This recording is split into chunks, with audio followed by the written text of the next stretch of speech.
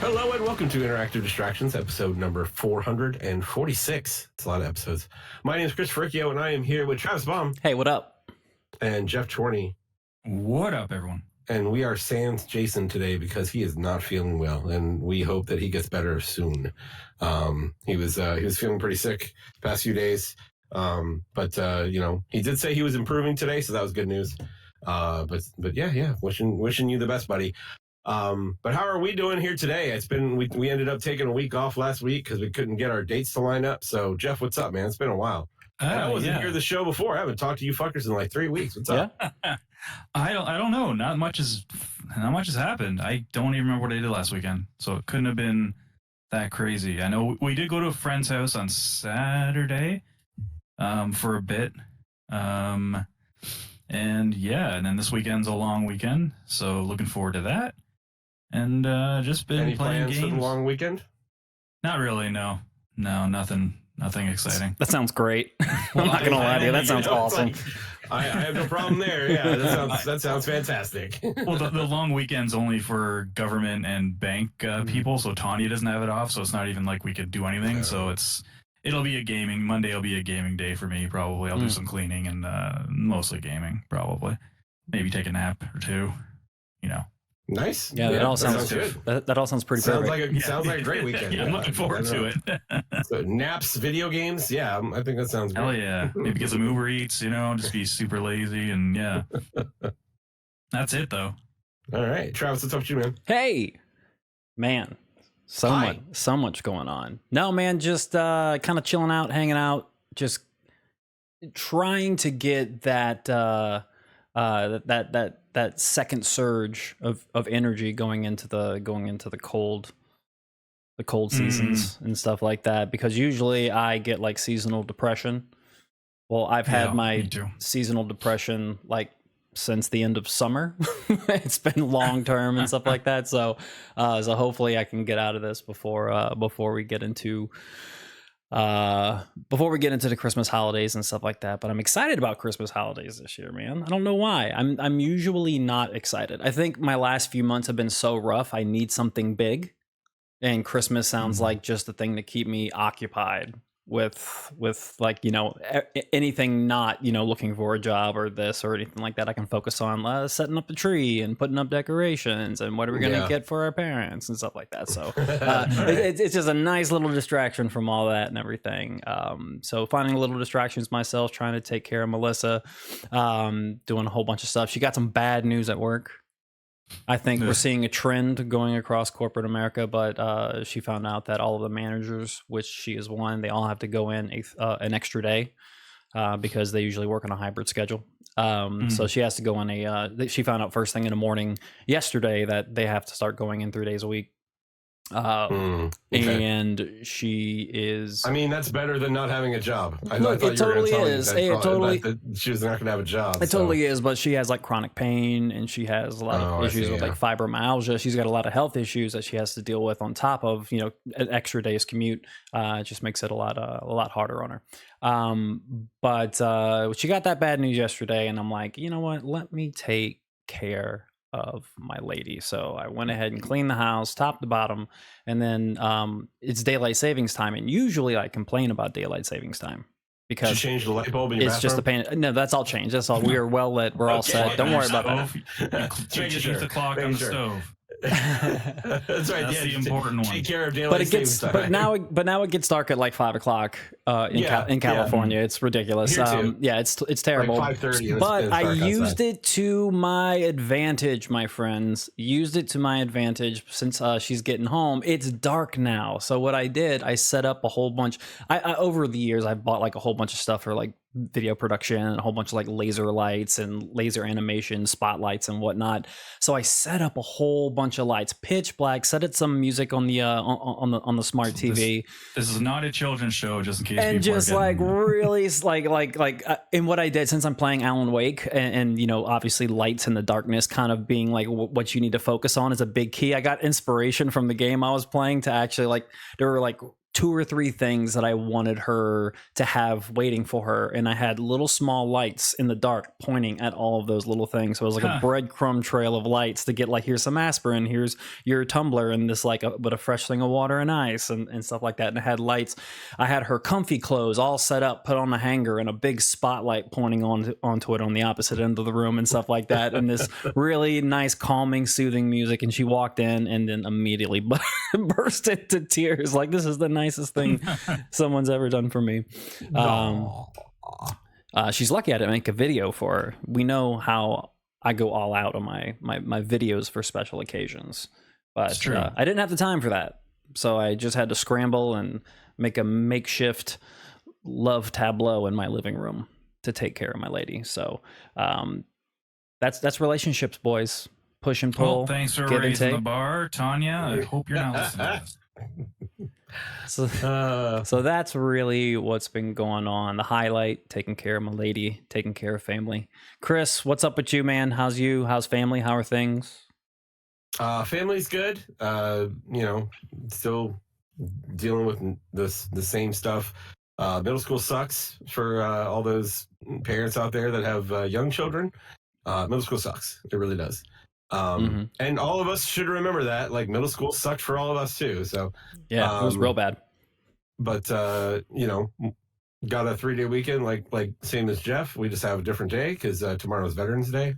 So we get Veterans Day off. I got to let my team go leave at noon today, so that always feels good because they all get pretty happy about it. And yeah, it was a good day overall. Let's see. I don't think I'm doing anything major this weekend. I have to bring the kids to. They're both doing drama club. I feel like we've talked about that. And we're getting closer to their play. So they have a rehearsal on Saturday. So I got to bring them in for rehearsal on Saturday. And I don't really think there's anything else going on this weekend now that I think about it. All but right. we're thinking about grabbing tickets for the Nutcracker later in December. Okay. I've never been to the ballet ever. So Crystal was really excited about the idea and really wants to bring the kids. And I'm like, all right, I'll do it. So we're looking into that, but yeah, hopefully that will be a good experience. But yeah, that's it for me. That sounds good. Let's talk some games. Let's talk some video games. Yeah. What do we want to start with? Because we kind of chatted about the things that we played. I mean, well, should we talk about Spider-Man just because we've all finished it since the last one? I was going to suggest that, Geoff. I think that's a great idea. Alrighty. It's fantastic. We all beat Spider-Man. I heard it. It is so good. And I listened to some of the things that you guys were saying on the previous show, and I was very surprised, and I instantly reached out to I think I reached out to Geoff about it. Travis, I remember you guys were talking about getting the platinum, and one of the trophies that you thought was going to be the hardest to get was the web lines, where you string up the web lines and yep. Dude, I use that so much. That shit is so broken. It is so good. It's definitely broken. I'm surprised that you guys didn't use that a lot, because I hit 25. It was like 25, like string up 25 guys. I hit that like the second or third time that I actually used them. Like, I think I used it a lot at first, and that's why I was surprised, because when Travis said that was one of them, I was like, oh shit, okay, so I gotta make sure I do that. But when I checked, I already had that trophy from like days before, so I think I got it early, and I think I kind of stopped doing that because you get to the point with combat that I actually thought it was just more fun to stealth a few people and then just go in and friggin' Spider-Man it up and just beat the crap out of everyone. Fist blazing, webs blazing. Yeah, exactly. And that's kind of where I was at that point. I did use it. I think the percentage on PlayStation says I'm 60% of the way there. So the same thing as Geoff. Like, once they gave me the tutorial on doing it, I did it for the first couple of shots, but it comes to a point where I just never take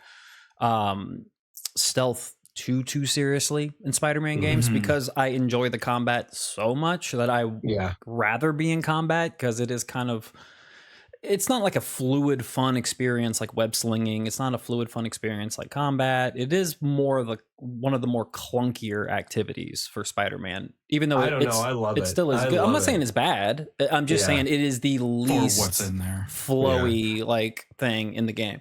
One of my favorite things to do, like I absolutely love doing the stealth stuff. I don't know why. And normally I'm not that way with games, but for some reason with Spider-Man, it's a lot of fun.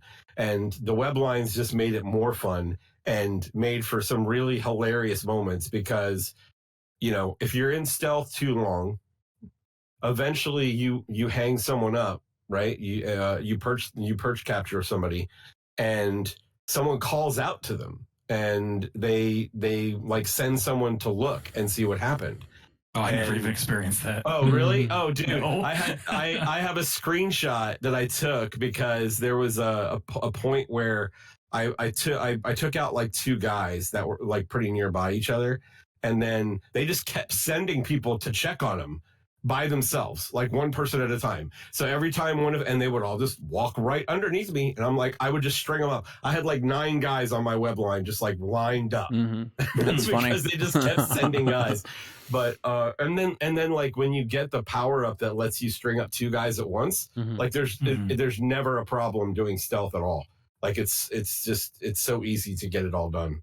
But yeah, I personally am a big fan of that gameplay. It's really fun. Yeah, they definitely give you a lot to play with too in the combat. Like there are more abilities, there are more special abilities available in the first game. So it's kind of odd to think that, like, you know, you would think that going from the first game to a sequel, they would want to upgrade and improve everything. But I was actually shocked to see that they kind of like truncated and abbreviated a little bit how many powers that you have on hand at one time.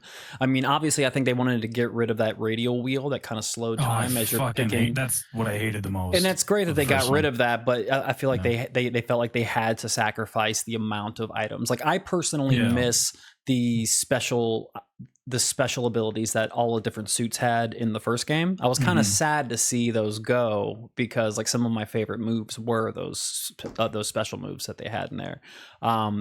But I appreciate that they kind of made, even if it was a move, or if it was like one of the robotics that Peter can use. Even if it's not that interesting, if you mess around with it, you can still see how very, very useful it was. Like they really gave a lot of time focusing on balance of all of these special abilities. Like everything feels useful. Everything feels like it could be part of a build. Like nothing seems like it's... some of those abilities feel necessary, more so in this game than in previous games. Barely used most of them in the first 2 games. Yeah. Oh, yeah. Okay. I thought you were going to say in this one. In the first 2 in games, this one I use all of them all the time. You have to. Like, especially when you get to the end and you're basically, they introduce you to the last enemy type, which I'll just not say what it is because spoilers. But like being able to use some of Peter's skills, like during during altercations with them, super helpful. Like I absolutely have to do that. But I noticed like a significant uptick in the amount that I use those special abilities compared to the first 2 games. Because the first 2 games, it was mostly like that spinning thing. I used that. Once I got that in, that was it. Else. Yeah, that was the big spinning ones. That was the OP move. I can't remember what it was called. One. Yeah. Web spray. I never used a different type of webs hardly ever in the first one. I like the webs that would like projectile someone back because it's easy to web stick them against the wall, which they added that into this game as a passive ability, but you have to be point blank range, and all of your webs become those heavy force webs. It's interesting. Well, you either have to be at point blank range to the enemy, or the enemy has to be near a wall. It doesn't have to be right up against it, but like close enough. There was one trophy, the one I did have the most problems with, and I don't think I should say what it is on here, just because there's a wording in it that totally had me confused, and I actually had to look up. I'm like, what the hell is it asking me to do? I feel like I've done this a billion times, and then when I was like, oh my god. But I'll tell you guys after this if you can remind me. I just don't want to say, like, it's not really a spoiler. It's just, it's the wording of it can Yeah, it actually could be a spoiler actually. So Fair enough. Never mind. But yeah, that was the one at the end. I was like, what the fucking hell? Like I spent probably like an hour trying to do it until I finally figured out what they meant by it.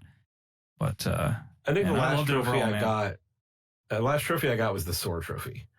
That one was okay. cool. That one was cool. I like that one. I liked it, man. I think this is I like it.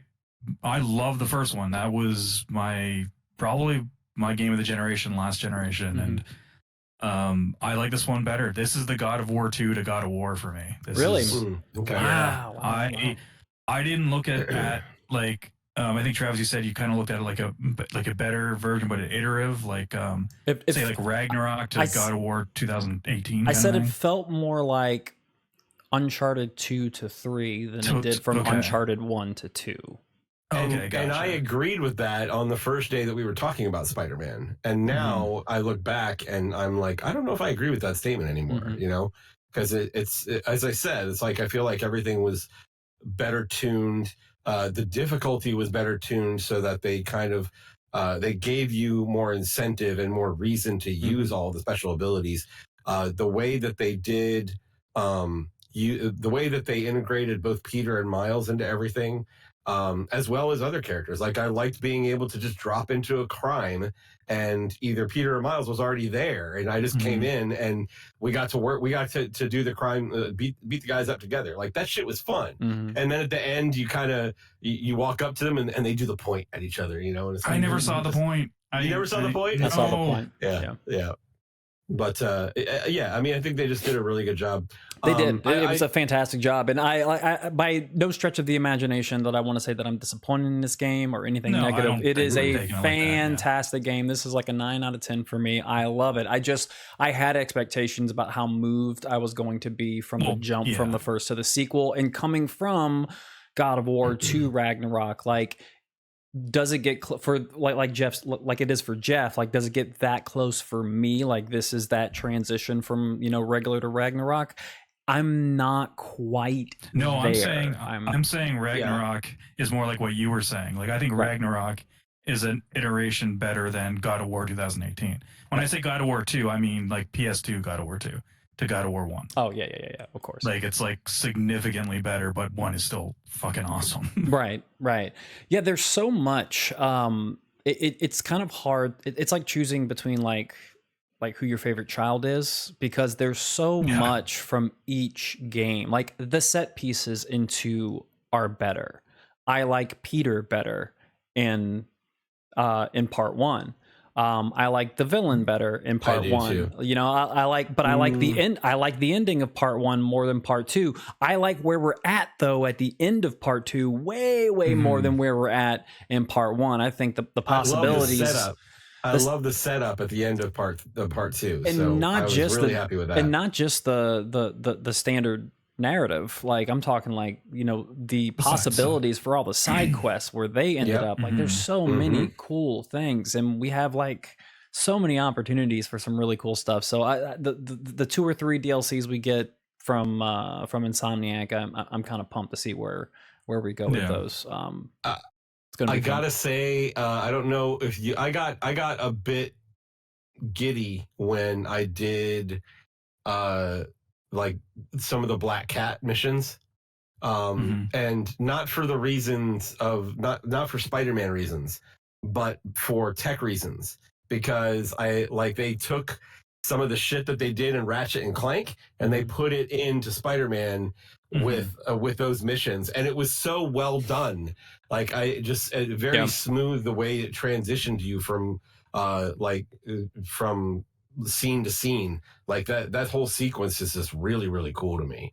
I love when Insomniac and other game developers too say, hey, this is a really good piece of tech that we built for this game. Let's integrate it. And they do a good job integrating it. And I think in this situation, they absolutely did that.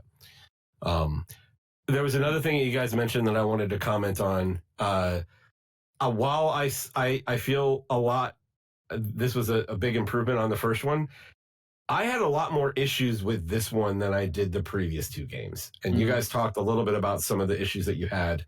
I remember Travis saying that you had system crashes. I didn't have any system crashes, but the game hard crashed on me like 3 times. I had one I had hard crash. Did you? I had instances where I could not complete crimes because of bad instance in the game. Like there were situations where I had finished off all the guys and I had taken out like a turret or something like that, and the next thing it would say is, destroy the turret, and I already destroyed the turret, and so it was just kind of in an incompatible state, and I'd had to just leave the crime. And then there were several instances where enemies were trapped in geometry, and I had like a story mission where an enemy was trapped in geometry, and I had to start the whole thing over again. Interesting. So like this is definitely a better game overall, but there's a lot more jank to this one as well. I had that horseshoe up my ass, man. Yeah, same here. Hardly any glitches. Yeah, same here. It was pretty. That's good. It was pretty. It was pretty solid experience for me. Aside from those crashes, regular game. Yeah, and I got regular game jank, like in an open world game that you're gonna get sometimes, like an enemy clipping through something, or you do a move and it doesn't attach to the enemy properly, but few and far between. Yeah. But then I think that glitch fucking horseshoe was taken out of my ass, but we'll get to that later. Yeah. So it's just the most frustrating thing was like having to start missions over because of having and like you can use his spider sense and you can see the guy, right? He's like highlighted red and he's in the wall and I can't get to him. It's just frustrating.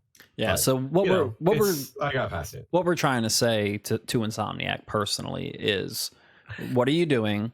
You're really great with characters. You're really great with animation. You're really great with weapons and stuff like that. But your games just technically are not up to par. No. 2 second, 2.5 second in-game load time from the start menu. Oh, is that all you got? Can we talk about how this game has fucking ruined fast travel for me forever? Ruined it forever. Like it's over. Like no one is going to implement fast travel better than what they did in this game. Obviously, in my bit, I'm being sarcastic. The game technically is just a marvel, like for lack of a better term. Like it's so good. Like it's. I use the fast travel all the time. Like it was so smooth, fluid, and instantaneous. Like I used it at the end, the trophy hunt. And it's mostly and it's 60 frames per second for the most part. And there's ray tracing. Like what are they doing? They sold their souls to like somebody, man. Like I don't know. I don't know what they're doing over there. They're wizards. They're digital wizards. They are wizards. And they're doing PlayStation wizards. They're doing the Lord's work, Mr. Riccio. It's good shit, man. It's good shit. All right, what else are we playing? Let's see. I played and finished Mario Wonder. That may be my favorite goddamn 2D Mario game. It was such a brilliant experience from front to back. Like the fast travel. Like the GOAT? Like all time? No, like 2D, the 2D Marios. Yes, I think it's my favorite of the 2D Marios. Like, I think I actually feel I had more fun with this game than I did with I felt like the feeling I had playing Mario Wonder was the same as the feeling that I had playing Mario World back in the day. Like shit was awesome. You willing to take the Pepsi challenge with that comment, sir? Because that's a bold statement. Mario 3, to take it. Mario World, 3, really? Come on, man. Those two were great, and I agree. And it's a hard thing for me to say, but there were several instances when I would finish a stage and just have a stupid ass grin on my face from ear to ear because I had so much fun playing that stage. Very creative throughout. Like there's like a lot of the like the wonder portions of the stages are not repeated. It's all very unique. And they do a lot of like hilarious things. Like Mario turns into like this blob that can stick to the ceiling and stuff like that, and just rolls around and everything. And I can't explain. It's hard to explain without like seeing some of the stages. And I've seen tons of gameplay. It's awesome, and I'm just kind of like, you're in video games for so long. You're in the business for so long, and like easily you think you've seen everything. Yeah. until you haven't and you've seen the next Until thing. you haven't. And Yeah. I was getting to the point where I felt like, you know, I think we're getting as good as 2D can get, like like that extra smooth animations, like really that missing link that a lot of 2D games have always been missing. And looking at this, I'm just it kind of reset the bar for like 2D animation that is just probably was held by Ori for me. And like it's That's just fair, yeah. it's gorgeous. It's just and out of I this think world. they did a really good job of keeping Mario and his and like the group in general who they are. Like the animations don't take anything away from The the gameplay. nostalgia of playing and the gameplay and things like that. Some of the new power-ups are really fun. Like dude, I had like the first time I got that fucking drill hat, I had so much fun on those stages. Like just really good stuff. I've heard many people in reviews say that like those drill hat stages were their favorite. So yeah, they're so good and like very creative stuff. Highly suggested for anyone with a Switch and even remotely likes platforming games. It was a complete blast. I did the best that I could to kind of to get all the stages in. I tried to find all the stages and complete them all. I didn't like get all of the 10 star coins and all of that. I got as much as I could on one, maybe two playthroughs of each stage. And I got all the stages I could find. When you beat the game, you get to go back and like look at each world, and all the stages you missed will show up as question marks in the list of stages in that world. Oh, that's cool. And like just the first world, I thought I covered everything. I missed 4 stages. I don't know where they are, so I got to go back and find out where they are. But Nintendo's always been really good at like you know, like the standard path, like the most standard path from A to Z to beat the Mario games. Like they're generally pretty manageable for most age groups. And then like they just have this knack for like having these little side missions, these side stages that are infinitely more difficult. Like I remember playing Mario Galaxy 1 and 2, and some of those later stages are just like, this is a kid's game? Like what the shit is going on here? Like it's massively difficult and really expert level gameplay is required for a lot of those. So does this game get as difficult for those side stages? It can, yes. Yeah. And good. they show the difficulty on the difficulty on the stages. And like if generally if it was 1 through 3 stars, it was usually 1 life, maybe 2 for me. Like I was able to get through it with no problem. The stages that had 4 stars, they ranged from, you know, I could probably get through it in 1 life, and there are some where it was like 10, like just stuff that was crazy shit that I had to try and get right and often couldn't. And then there's also 5-star stages, and those can be really fucking hard. So they've definitely put challenging stuff. There's an entire special world that has like all of the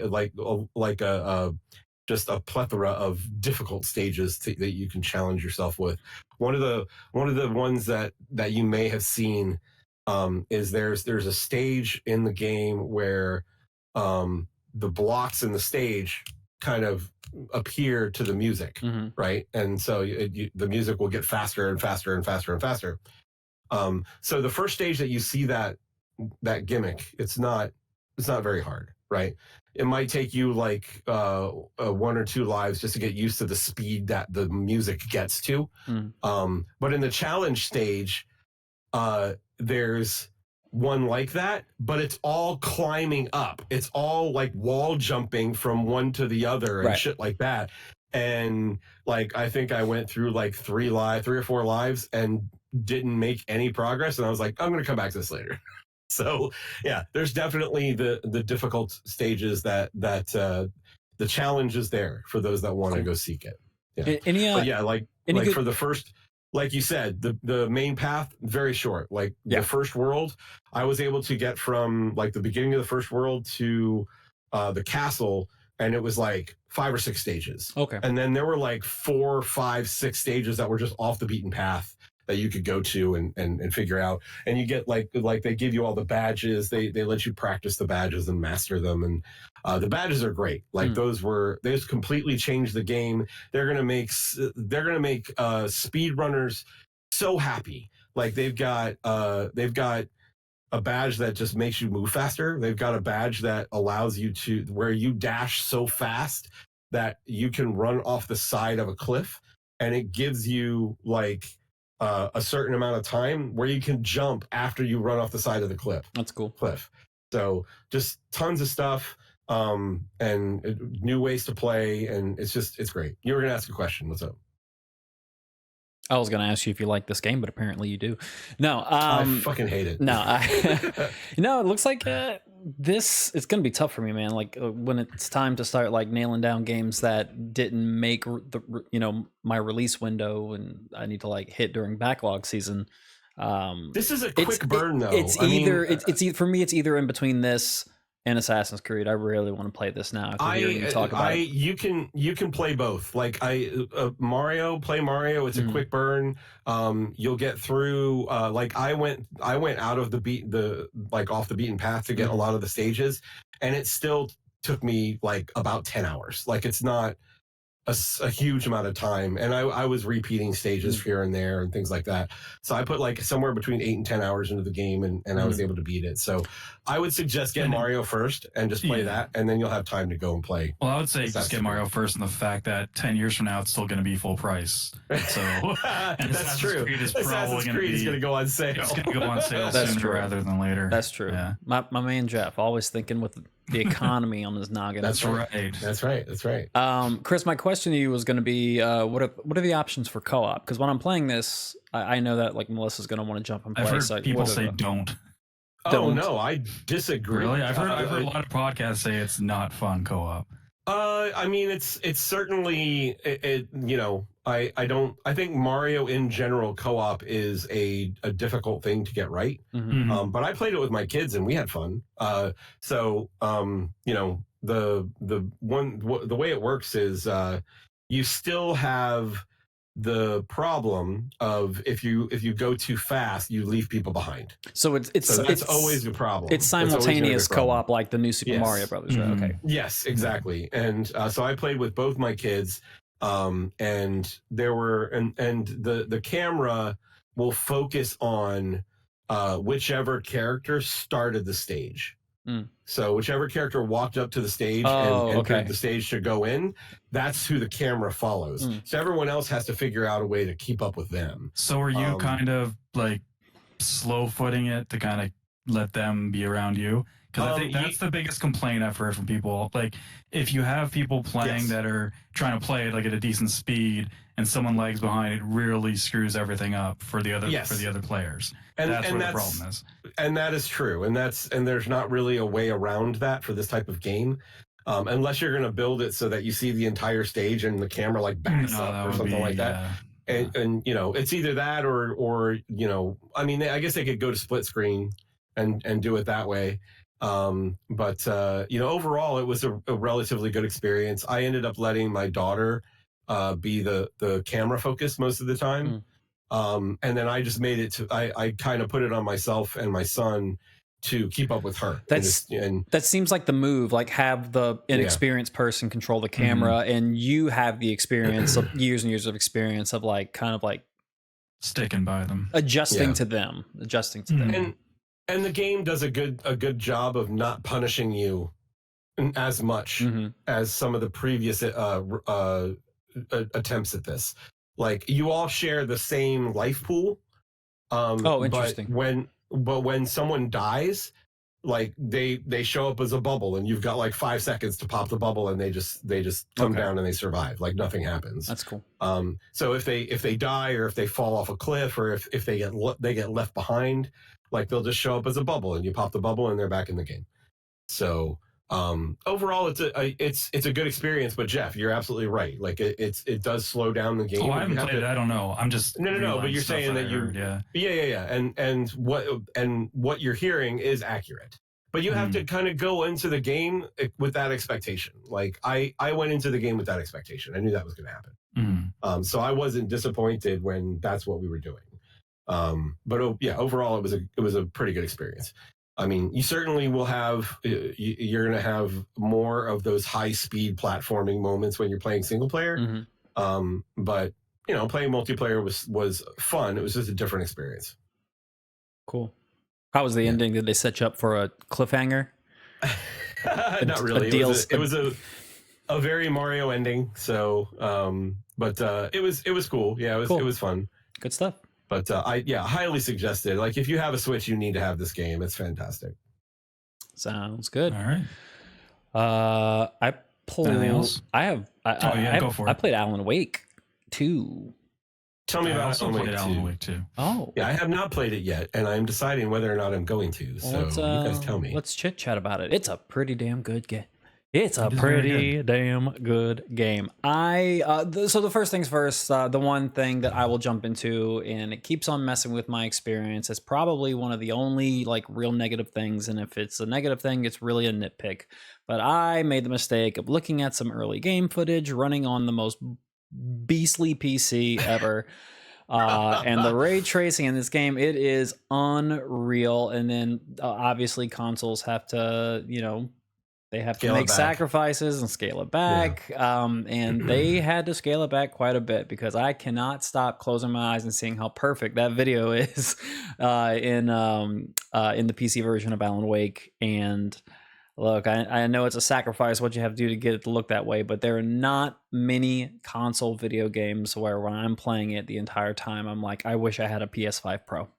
Like, I wish. I wish. I think it's easily top best looking game. I am not, Jeff. Let me go back to my. I've seen videos. Let me go back to my preamble. My preamble was that, like, you didn't watch those videos, I made the mistake because the game is breathtaking. It really is. It truly is breathtaking. How great it is. You do see the visual jank, from these sacrifices that the developers had to make to put this on console, but it is like, it's still gorgeous. Like the city of Bright Falls and its surrounding areas, you're going through like the woods at dusk, and it is just one of the most immersive, ethereal, freaky, scary kind of like tones you can have for a game like this. And it's important for a game like this, and they really knock it out of the park, which I wasn't doubting Remedy to do for a while. They're a top 2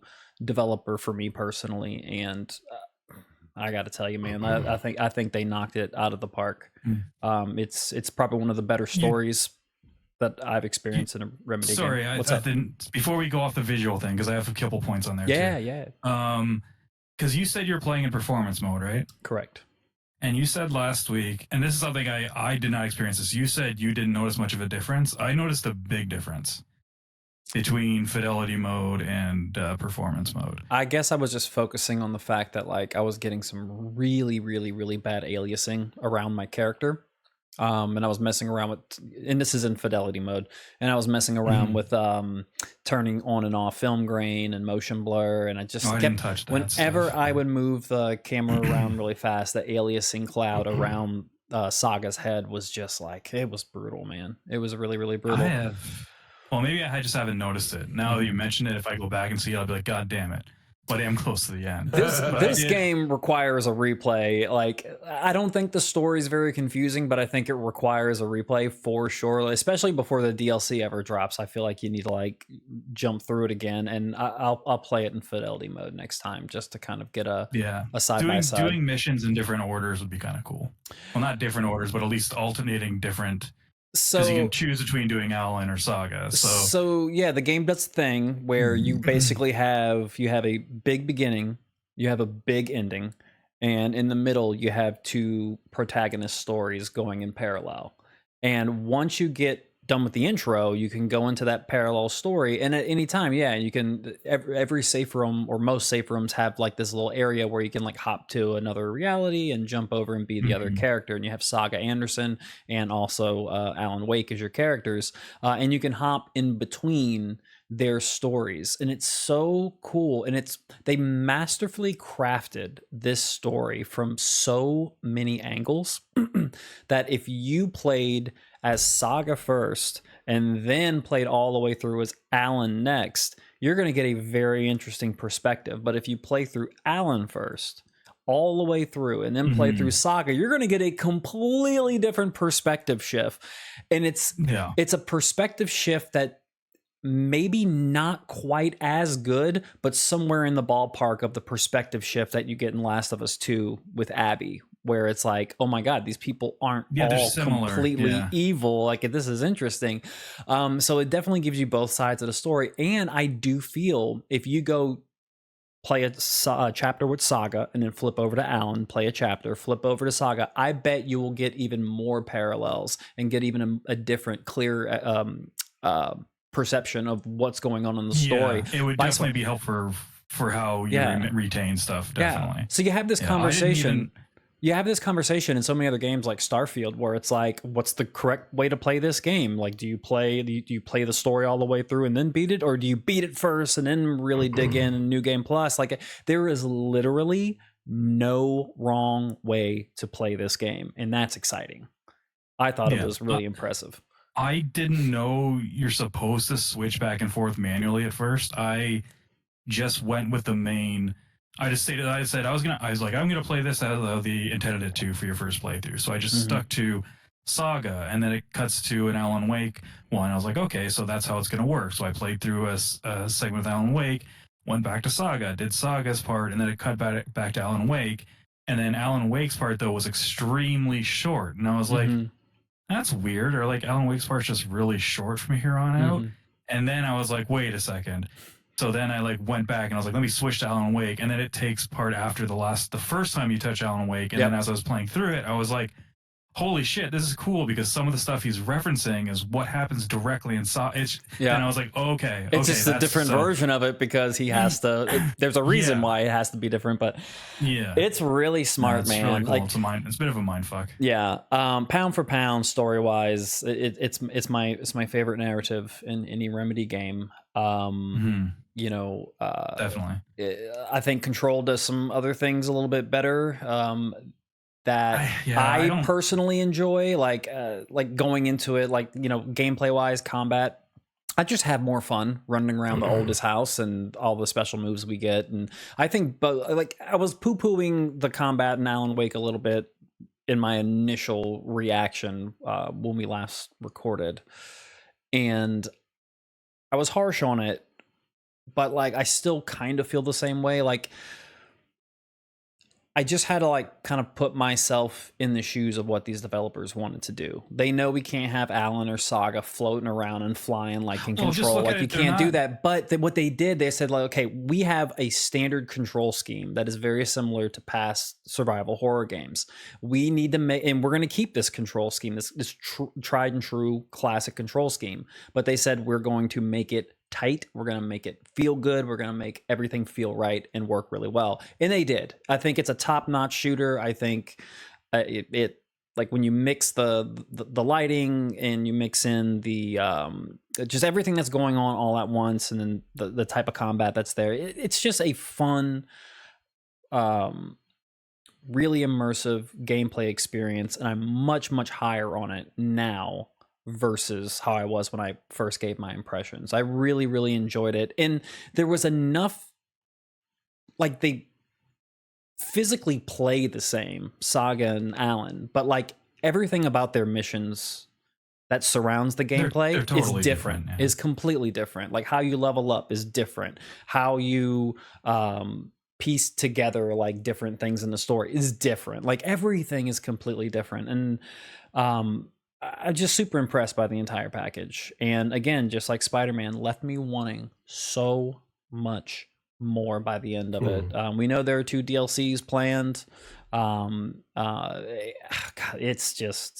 it's a killer game. I beat it yesterday, and it's just one of those things where I immediately want to go to videos and just really dig into the lore, because it was just a phenomenal complete package to the story. I couldn't be more happier. How long was it about? What's that? How long was it? Probably about 30 hours. I took my time. Okay. I took my time. Yeah. Sure. Yeah. What about you? Yeah, I think I'm close to the end, and I'm about 20 hours right now, I think. Yeah. I think so. But I look at it like I know they share the same universe, but I think comparing Alan Wake to Control is like comparing Sea of Stars to The Messenger. It's the same universe, but they're not even close to a similar game. Like I like Control better just because I like faster paced games better overall. It's just me. The gameplay, I mean, like the actual combat and stuff. But the closest thing to Control that they've made is definitely Quantum Break, and then now the Alan Wakes are two different beasts. So that's kind of the way I looked at it. Like it's not. I could like if I went in there expecting Control like combat, then I would definitely be disappointed because I'd be like, oh well. But I actually thought it was going to be even less action heavy than the first one, which it is. I think Alan Wake 2 is definitely like a little bit few notches lower on in terms of like action as the first game was. And I didn't like the combat at first either. I didn't like what they did with the flashlight. The first one, you hold down the flashlight to get rid of the darkness, and this, it's contextual. It's like bursts. Yeah, exactly. You hit it one time, and you don't have to hold it. It's going to use the same amount of charge. I thought my controller was broken. I did the same exact thing. What the fuck is going? I'm like, this is not.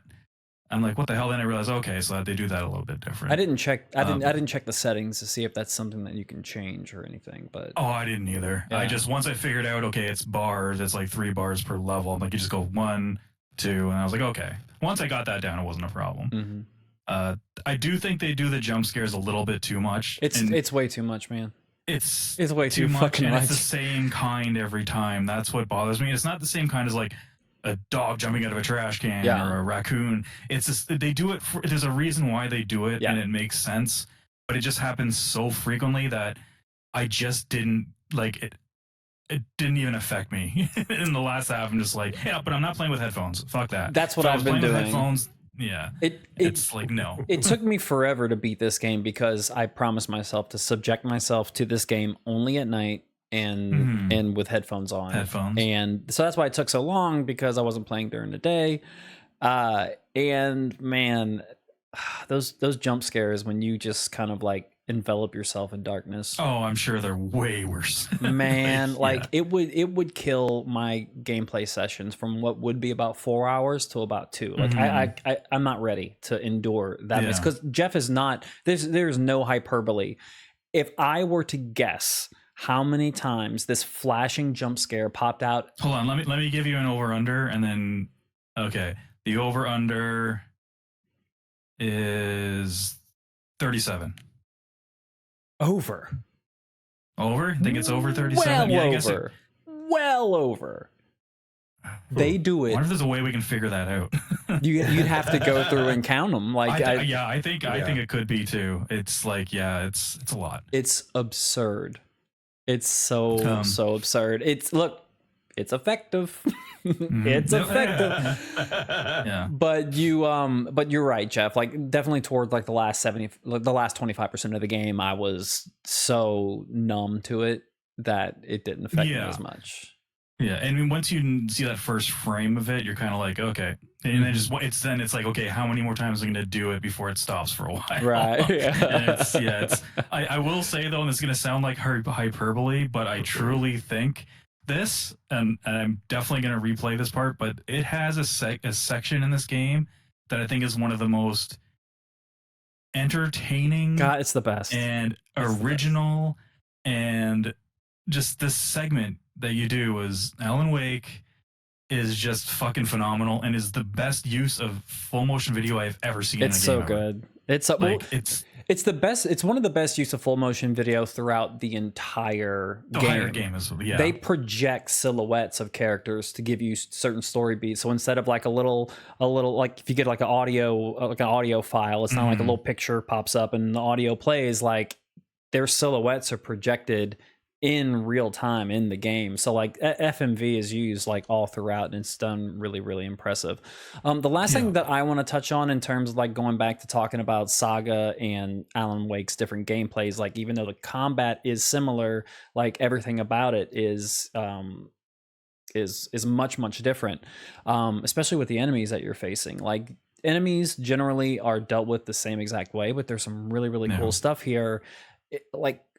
if you play Saga's game, you're essentially playing Alan Wake 1. It's set up very similar to Alan Wake 1. But Alan Wake 2, Alan is in a dark place, and we've never really played in the dark place, so enemies kind of change around a little bit. And they do this really cool thing that I would love to see games do to keep tension increased. So in Alan's gameplay, there are these black spirits, and they're all over the place. Yeah. They're all over the place. You can't, and you walk by them, and you can hear them go, "Wake, Alan, wake!" Yeah, Alan, wake. It's super creepy. It's super creepy. And they're standing around, and if you shine your light on them, they'll dissipate over time. But they also could be enemies, and these are where the enemies come from. Grab, yeah. So at all times, you have these black shades walking around, and then you may get a little too comfortable. Like, I haven't seen an enemy in a while, and you're walking by, and he grabs you and throws you to the ground, and then combat starts. So it's a really cool way to keep tension up, because like an enemy can be everywhere. It could be any one of these guys, and you have to kind of heel toe it and shine your lights on them to see if they react to you. It's a pretty interesting way to kind of like up that tension, and I'd like to see more games do similar stuff like that. They do a really cool thing with the story and to keep track of it, which I'd like to see other games do. I don't know how they would do it, and it's nothing huge, and you're not really doing anything, but the way they have you interact with the storyboard or the crime board, so Chris, like, so what happens is you'll go through the game, you'll get clues and stuff to figure out. It's because the whole thing, it's like a mystery type thing, and you're in Saga's an FBI agent, and you're putting together clues and stuff in certain situations. But every time you get new clues, you go back to her mind place, which is something she can do, where she can just kind of like organize stuff. It's your main menu, kind of. Pretty much, but you walk around in it and stuff like that, yeah. And then you go to the case board, and you're putting up pieces of evidence, and you have to pick where you're putting the evidence, and then it just draws like a string, like, you know, you see like in the fucking CSI or whatever, the strings. But even though there's no wrong place to put them, it'll just keep telling you that's wrong until you get the right one.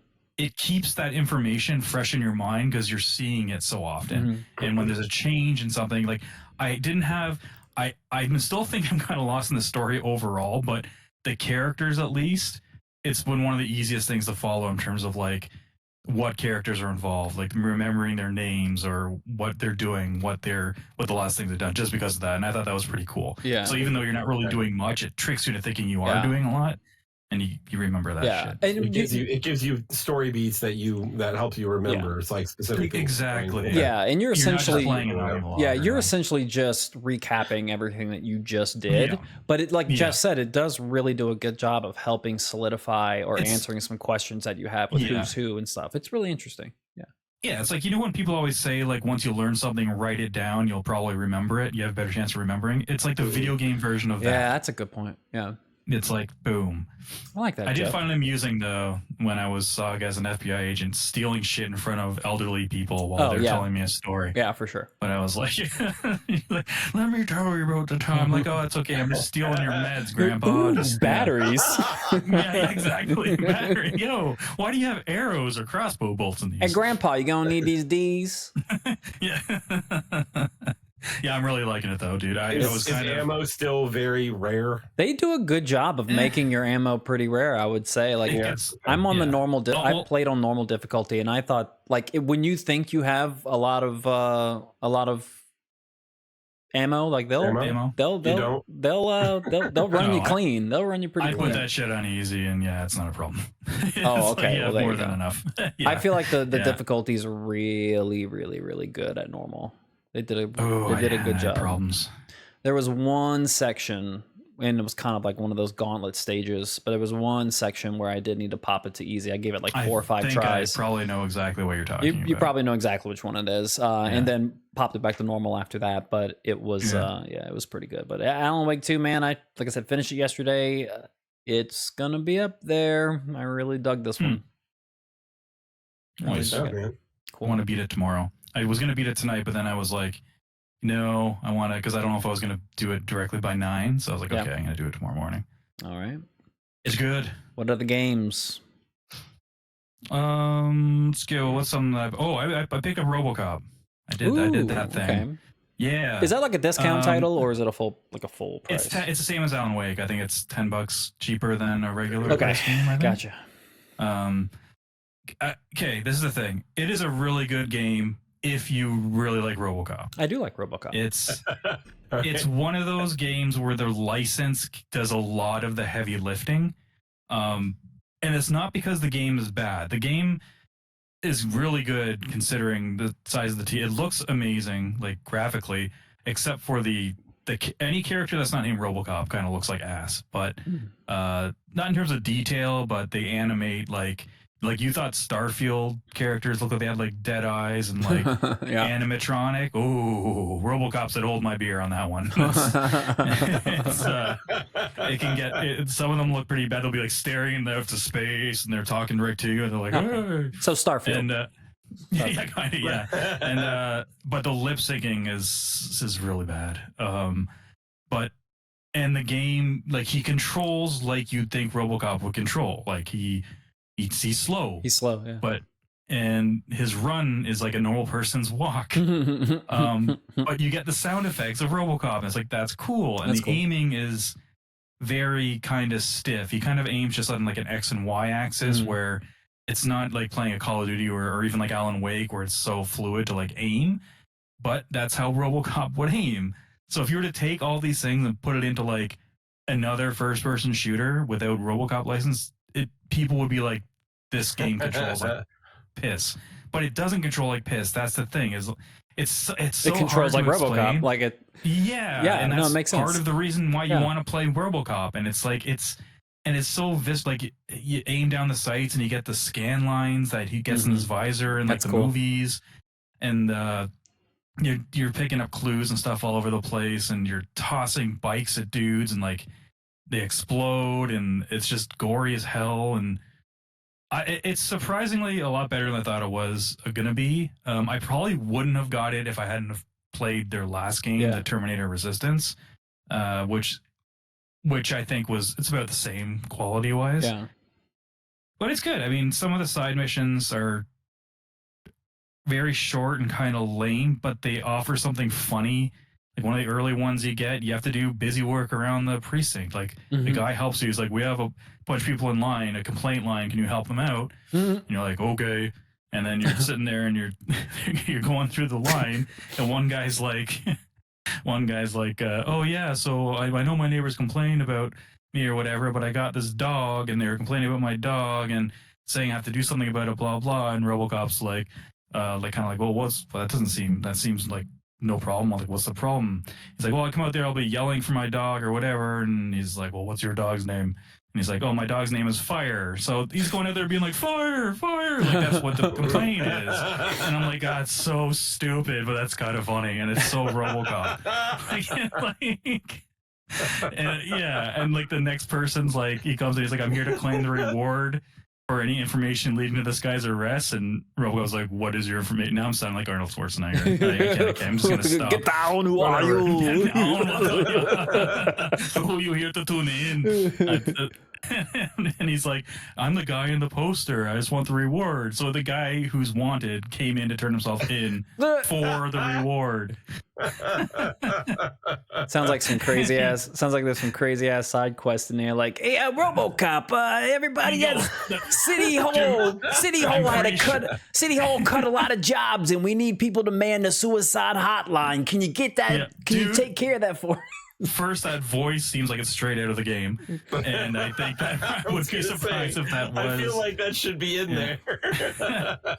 Yeah. Oh, some of they're just so funny. Like there's. I'll just look one more. I put a clip of this one on the Twitters, but you're trying to get this drug dealer who's selling drugs at a really low cost. Yeah. And whatever. I'm sorry to interrupt. Is the drug Nuke? Is it that? It is Nuke. Yeah. Yes, let's go. Yeah, it's definitely Nuke. Let's go. I love it. So you call him because you get his number, and you call him from his cell phone. He's like, "Hey, he's doing my laundry. I can't help you right now." He's like, "I'm too busy." He's like, "Wait a second, who is this?" And RoboCop can only do his RoboCop voice. And he's like, wait a second, I recognize that voice. It's you, Robocop. You're not going to get me. Fuck you, blah, blah, blah, all this stuff. And all of a sudden he's like, wait a second, hold on. There's someone at my door. He's like, oh no, Robocop, they're here. They're coming to kill. Come help me. Come help me. That's funny. So he's like telling you to fuck off 1 second and then being like, come. So you go to his place and you find him, or he's getting attacked by, of course, the gang. And then you come out and you're hearing their conversation and they're having like an in-depth intellectual conversation about the economy of selling drugs for half the price of the competition and how it ruins the economy.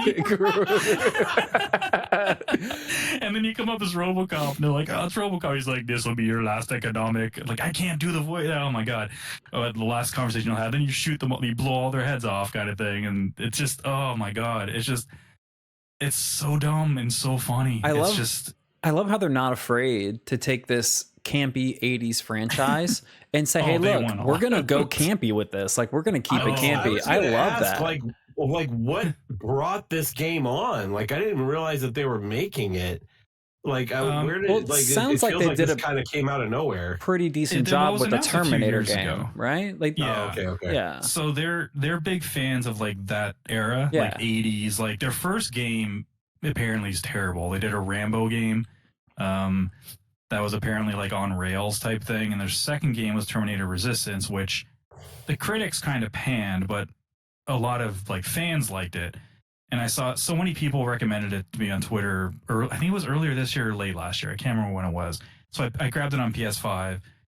It was on sale and they had a PS5 update. And I was like, this is actually pretty good. Like, again, if you like Terminator, it's better than any of the Terminator movies. That's not 2. Story wise.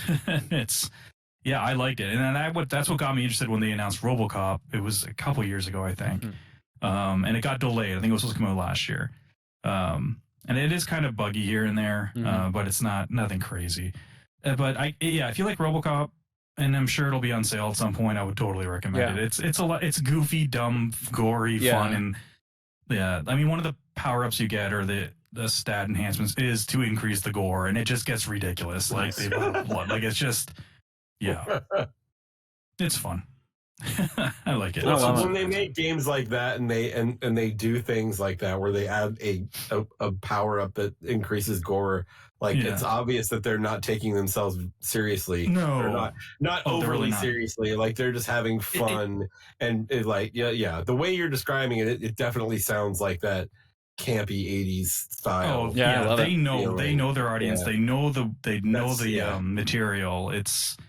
You go to places that are in the movies. It's kind of a pretty decent storyline so far. It's supposed to be relatively short. I'm probably more than halfway through it, and I would totally recommend it on a budget, because it does.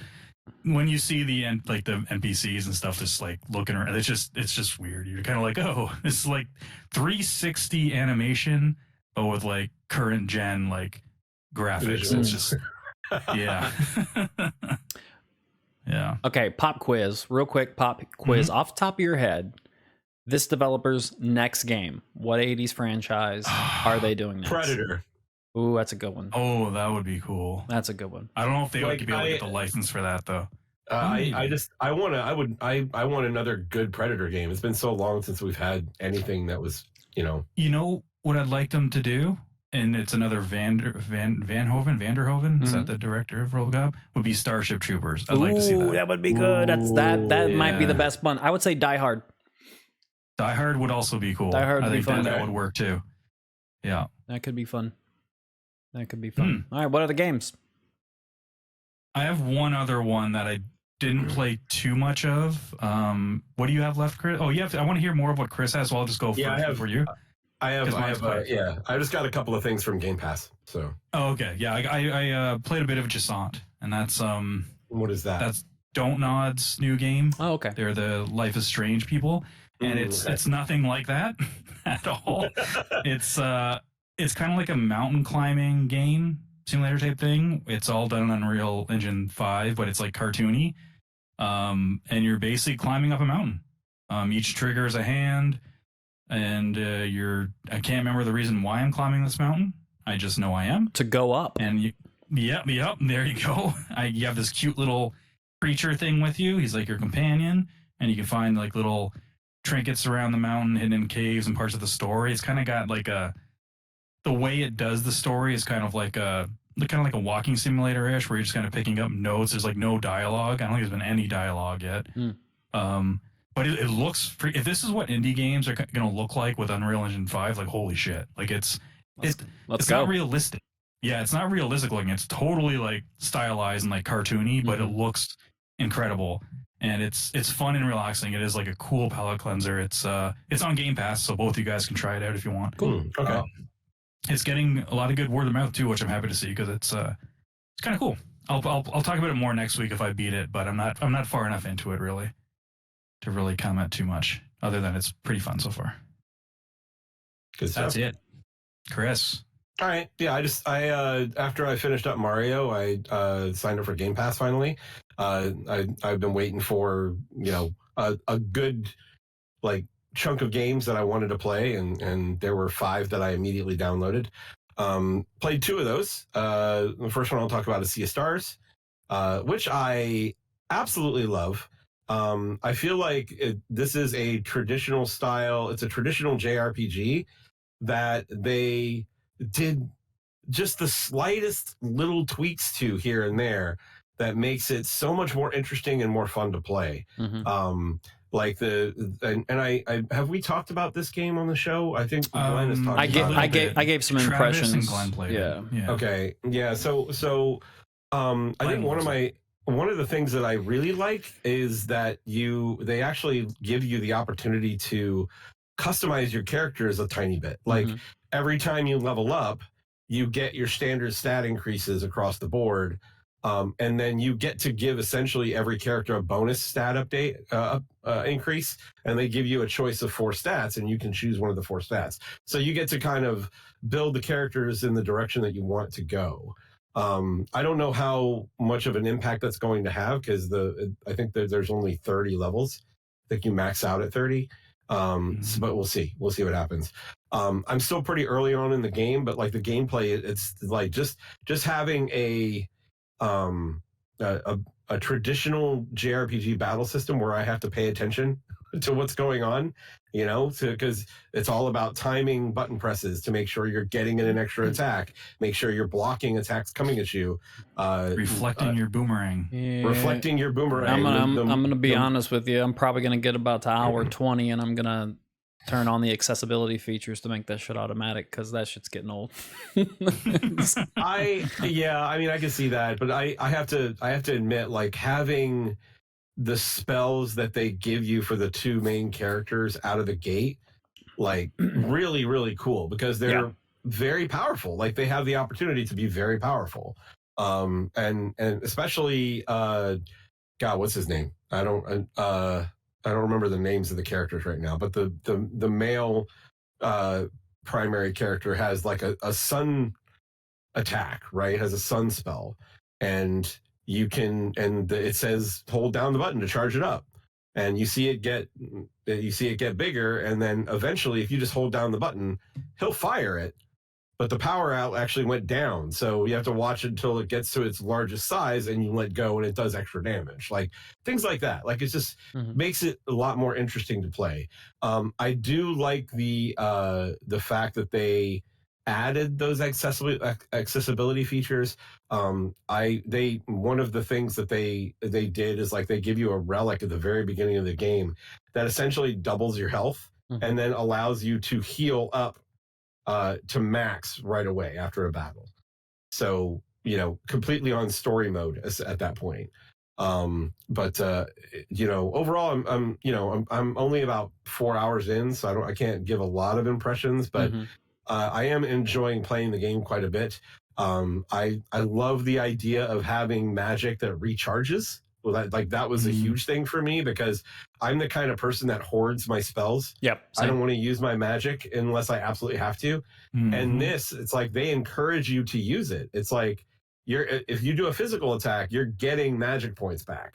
So if you haven't used any magic, then you're wasting that, right? They kind of encourage you to play it or to cast it. And then like the combo attacks, like totally remind me of Chrono Trigger. Like I absolutely love that shit. Love that shit. So yeah, really impressed so far with it, and I'm certainly going to put some more time in it. As I said, just started up a few days ago, so only a few hours in, but good stuff. And the other one was a game that Jason and Geoff have been touting. I think Travis, you played it too. Did you play Hi-Fi Rush? I did. Okay, so I'm playing Hi-Fi Rush. That's a game that I'm taking like one stage at a time. Like I'll go in and I'll play a stage and then I'll put it down. Because I feel like let me start with the gameplay super fun. Like I love everything moving to the beat. I love the stylistic look of everything. I love the characters. I think I might be in love with Peppermint. It's very unhealthy, but I think that might be a thing right now. She's awesome. She's awesome. She's very, very sassy, and I love it. But you know the different combos that you get to learn, and the fact that you can mix and match your combos, like going to the store, you can actually get rid of a combo and get some money back and essentially buy another one if things aren't working out for you, if you didn't like it or something like that. I think that's really cool. Like just gives you a lot of opportunity to customize what you want. Like the picks and things like that. Like lots of cool stuff, lots of things to love in there. I am not liking the pacing. I feel like this is just not paced well. Like you get into a battle and that's the shit that's really fun. And then I feel like I'm running for 5 minutes collecting gears. It's like that at the beginning. Yeah. Yeah. And does it change? Does the pacing Well, you get more platforming stuff in between later, which makes it better. Like the first, how far are you? Like what stage? You remember what stage you're in? I just took out the second boss. Okay. So I got the second key. I'll say it that way. Is that Perfect Drug? Is that what that is? I'm trying to think what the song is that plays during that one. It was not Perfect Drug, no. Okay, this is the lava stage, the magma stage. Because it is do kind of like a prolonged tutorial type thing for quite a bit at the beginning. It is still kind of it's hard to say. Like they throw in more things to do in between the battle arenas that improve. Because at the beginning it is a lot of running through hallways and stuff, and not a lot of platforming. But then it gets to platforming, puzzle solving, and that kind of stuff in between them. Especially once you open up more of the characters, because each character has an ability. So they start throwing in more stuff that use all the characters' abilities. Yeah, so I just got like Macron. I just got him. Okay. So I love him too. He's hilarious. Like this. Oh, they're all great. Big brute guy that wants to be a pacifist. I'm like, I fucking love it. This is great. This is great. So you don't have the robot yet, right? No. Well, I mean, Cinnamon, or are you talking about a different one? Cinnamon. Yeah. No. Cinnamon is with Macron. So yeah. Oh, okay. Sorry. Yes, that's right. He is. I need to play this game again. I played like 1.5 times, I think. I want to start it again. But sorry, go ahead. Yeah, it does improve that part. But I mean, it doesn't drastically change, but it's also not a very long game either. So it's I'm certainly getting more used to the combat and more used to understanding that I need to actually take advantage of the combos that I bought. Because they're always going to be more powerful than mixing and matching attacks and things like that. I'm starting to get used to. I'm trying to get used to the parrying mechanic, because it seems like there's a lot. Yeah. It seems like there's a lot rotating around that. I have read that they've improved the parrying since when the launch, because it was actually pretty hard, especially when you get later and you're fighting like a shitload of enemies that have certain like things like armor or shields that you have to use specific abilities on. And it honestly, I rarely ever parried unless it was a boss battle. And it's a lot easier in a boss battle because they telegraph it a bit more. And another thing I did, and I'm not sure how you are with the rhythm parts in combat, I stopped caring about the rhythm parts in combat once it got pretty heated, because once I realized you can still get an A rank by not even caring about that, just changing up your combos and doing well. I was like, okay, because when I was too much focusing on getting the combos to the rhythm like every single time, that's when I would kind of like flail and just do shit. So you don't really have to do that for combat. It's just kind of like an extra score. Yeah. Most of what I've been, as far as combat goes, like I've mostly been getting with early on, I mostly get Bs and some As. But the only, like the one that is S more than anything is the time. So I apparently get through battles very quickly, but my timing is usually a B, and then my score goes between A and B a lot. So it all just depends on how all that shit works. But I usually try and stay on the beat. Sometimes it works, sometimes it doesn't. You definitely try it. I would just if it ever feels like hard, because I know some people who gave up. A friend of mine gave up because he just couldn't get the rhythm down in the combat, and I was like, dude, just don't care about the rhythm. Just, you can still do the combos. Like they teach you how to do the combos in rhythm. Like it says, do it like boom, boom, boom, boom, like for the final hit, that kind of thing. You can still do it like you're playing like Bayonetta or something, and still do the combo and still do damage. A lot of damage. It's just you're probably not going to get that S rank for score. That's all. Yeah. Sure. It's not a problem for our boy Chris Riccio though, because he's got music in his bones. He's got rhythm. That Italian. I don't know.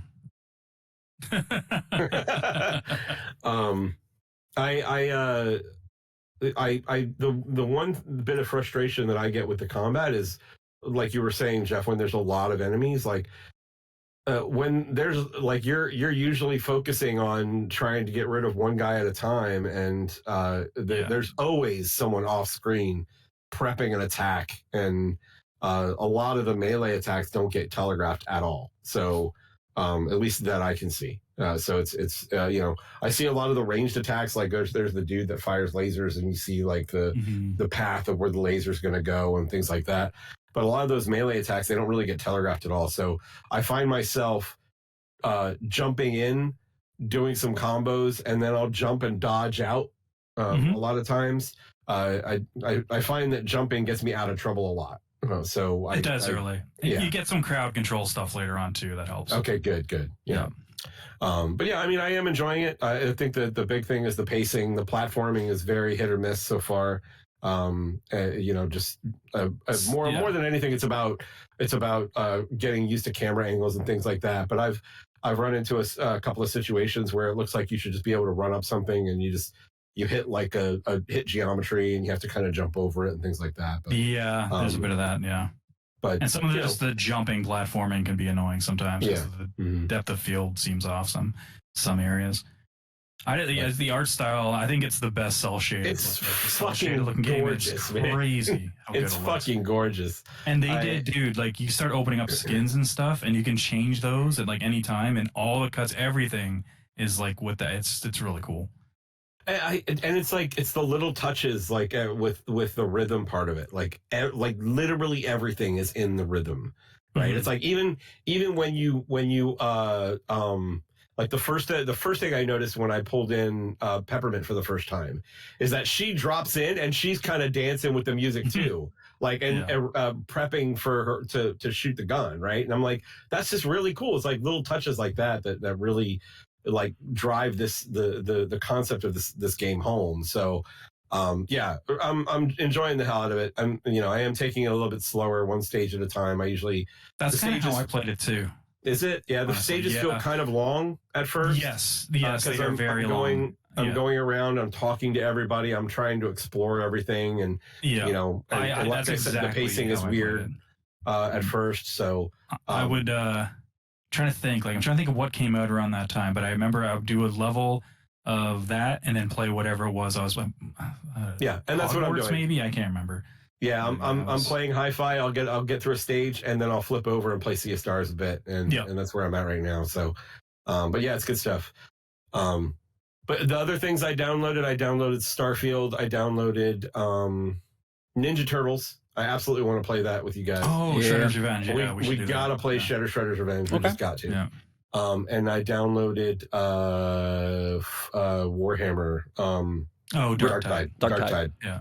I'd like to play that if we can. I would too. Yeah. That's why I did it.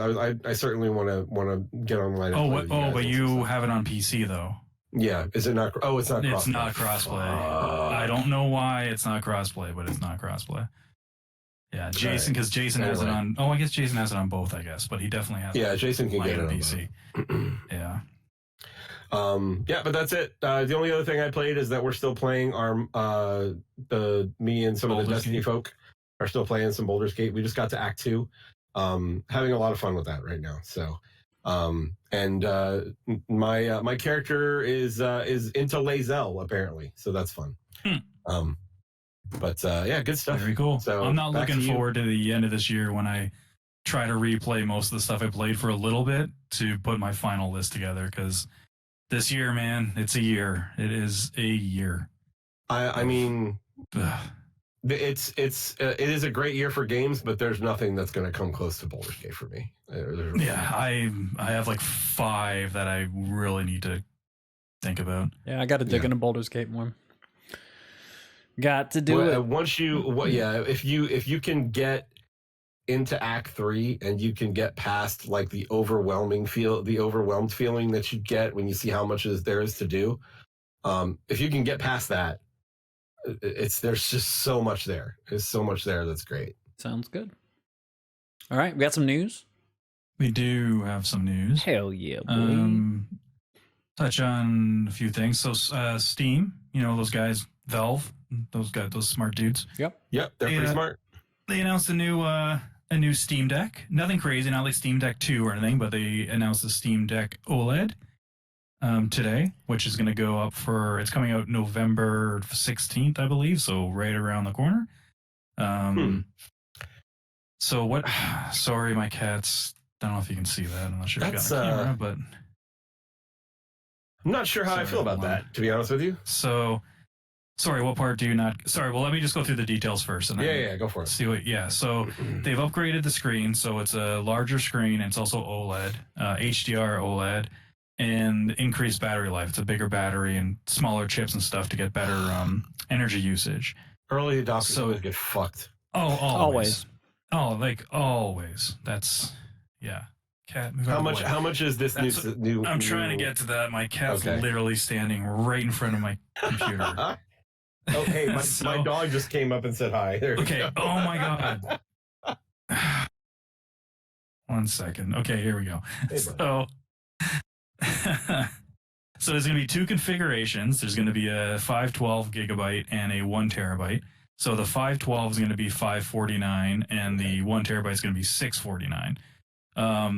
That being said, the original one is actually going to be dropping in price, as it should, but they're not like phasing it out right away. But it's going to be for the 64 gig model, $349, which was previously $399, and the 256 gig model was previously $529, and now it's going to be $399. So that's a huge drop.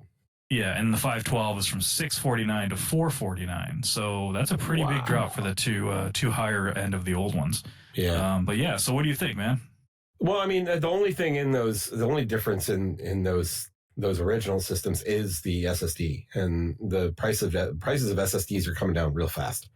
Yeah. You can get a 2 gig SSD now for less than I paid for my 1 gig for my PS5, right? So I'm not surprised there. I do feel a little burned. I mean, this thing only came out like a year ago, and I'm like, now you have a bigger screen, and it's OLED, and it's was it only a year ago? Yeah, it was only a year ago. It was like 2 or 3 years. Pretty fast turnaround. It's pretty fast turnaround. That's quick. I thought it was like 3 years. I'm like, that makes sense for like especially PC type stuff. But yeah, kind of makes you feel that they rushed out production of the first one, and they were like, this is not quite the machine that we had fully in mind, right? But in 1 year we'll get you. They got like 50% into production, and it's like, what would be good on this thing? An OLED screen.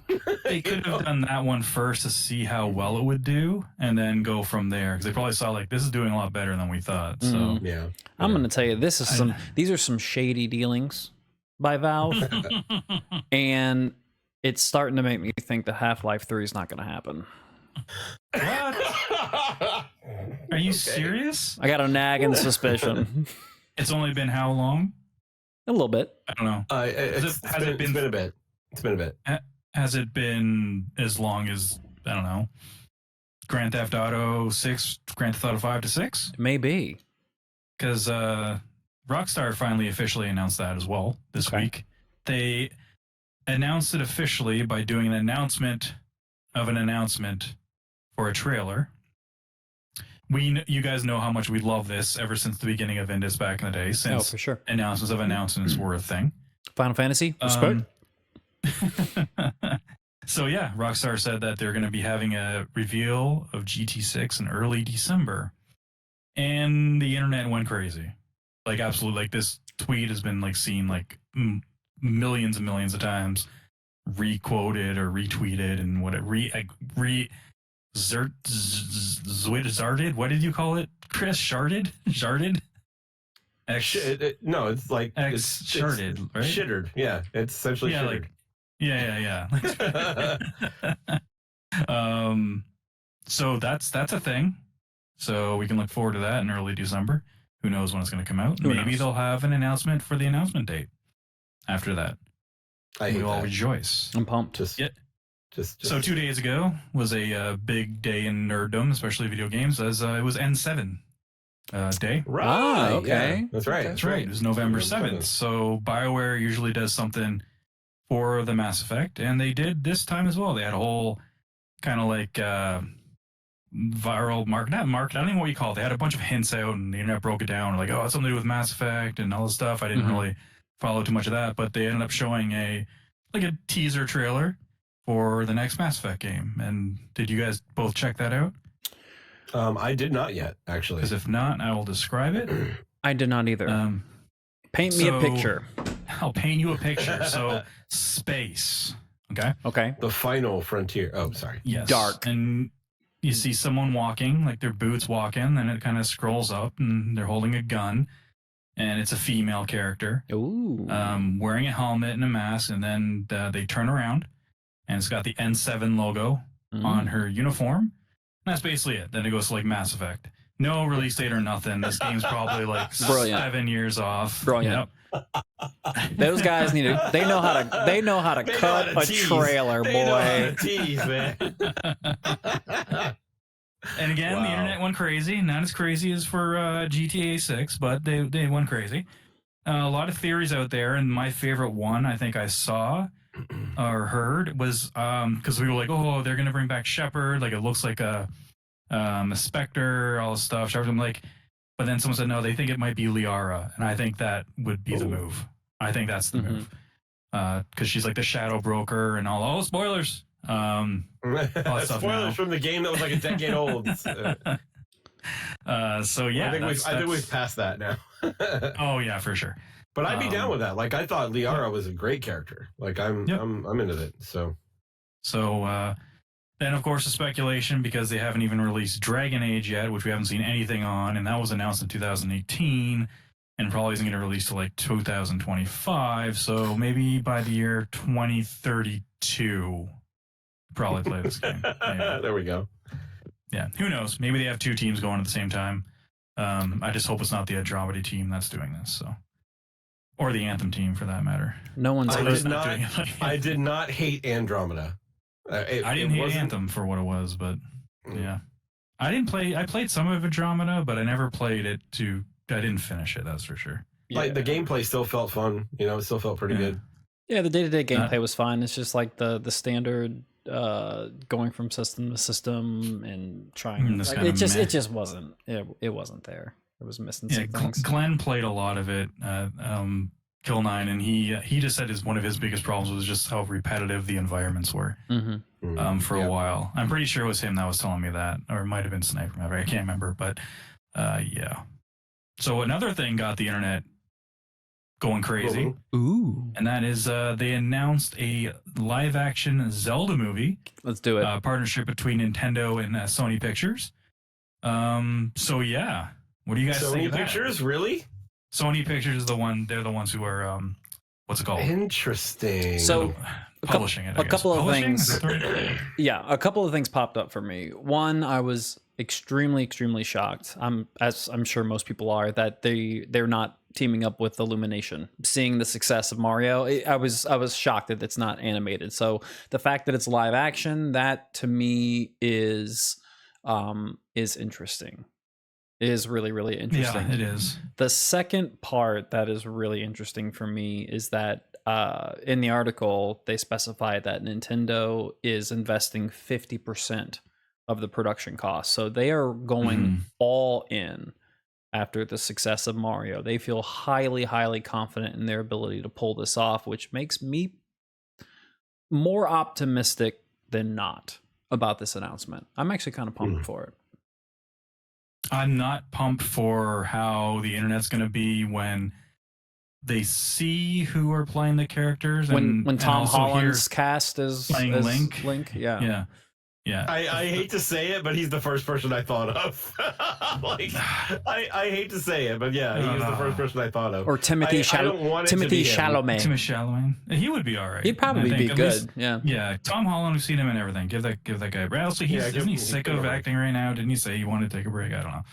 Who knows? I'm sick of making $10 million a movie. Oh fuck. Well, it could be worse. It could be what's his face, Mario guy, who's never. Chris Pratt. I think it was Chris Pratt. Yeah. There you go.